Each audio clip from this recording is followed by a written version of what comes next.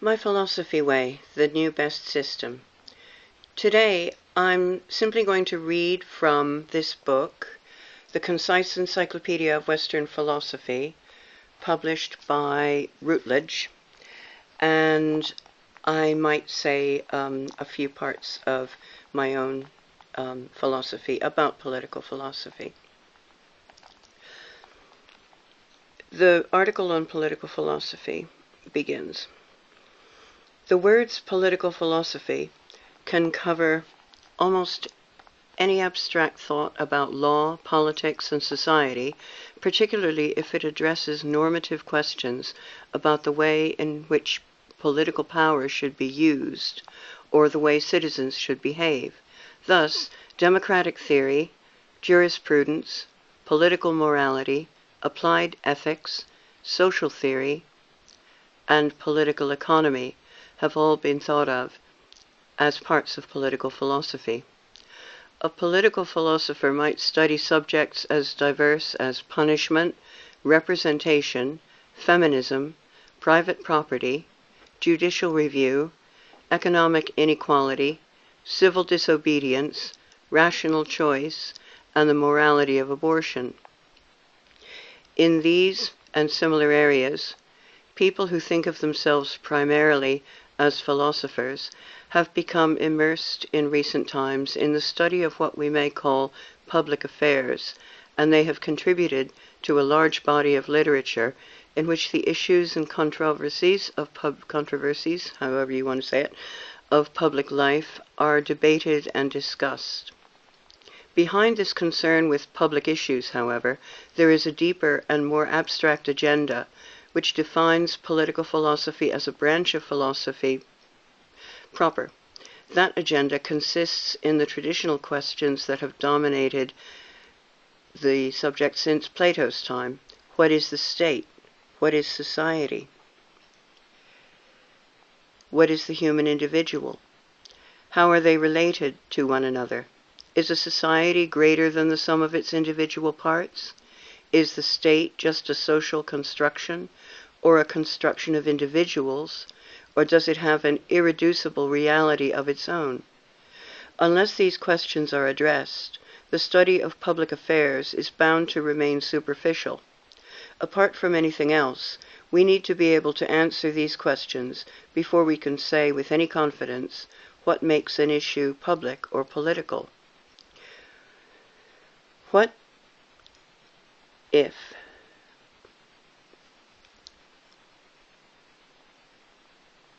what it is for something to be an issue or a concern for the entire society, as opposed to an issue or concern for some of the individuals who make it up? Political questions about the relation between society and the individual spring from a deep paradox in our thinking. On the one hand, it is beyond question that each of us is the product of a particular society. I do not make myself. I owe everything I have, including my sense of self, to the community and the culture in which I live. I actually disagree with that. I feel that we form ourselves. We choose from what society tells us, throws at us, gives us in terms of education, formal and informal, and what our parents tell us, how we are raised, the community in which we live, whether it has much of a sense of community or whether it's quite sort of disparate little groups. And as to the main question that the article is asking about the individual and society, my feeling and my philosophy is that the individual is the basic unit of humanity, and we do meet, our minds meet in some form of group. However, we retain our individuality, and we must be ourselves and not have other people attempting to subsume us into themselves, imposturing on us, things like that. Now I'll read a little bit more.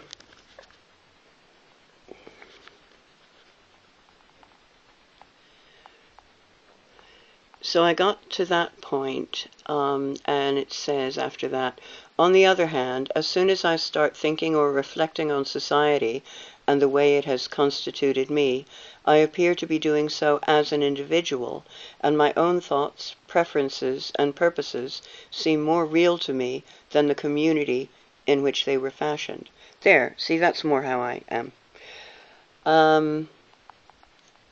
Society may have made me, but what it has made is something that can regard society as separate from itself.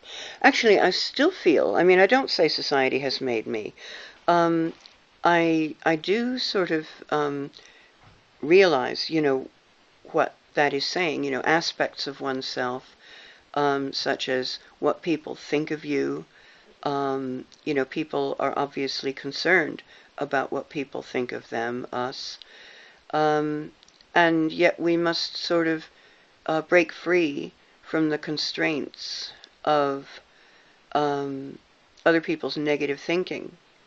And that is one of the big life lessons, I think, provided what we are breaking free from is negativity about our own goodness, our own positivity. If people are being negative about things that we've done wrong, then fair enough, listen to it. But if there's, negativity about things that we have not done, then refute it and be honest. Now I'm going to look at maybe a little bit more reading. The two sides of this paradox mark a fundamental division in political thought. See liberalism and communitarianism.